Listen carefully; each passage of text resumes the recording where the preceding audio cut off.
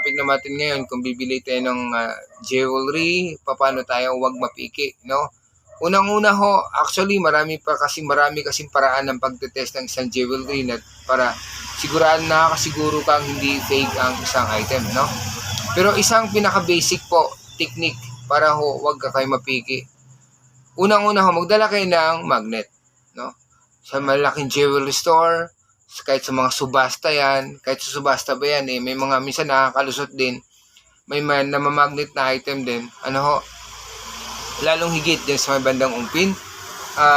Ingat po kayo, magdala talaga kayo ng magnet. Huwag yung magnet na nasa speaker, makukuha sa mga speaker, mahina po yung klaseng magnet. Yung po yung magnet na makukuha mo sa mga computer, may magnet yan maliit na magnet pero malakas po yun. Yun po yung gamitin yung magnet, kasi once na namamagnet yan, hindi na tinatanggap sa pawn shop yan.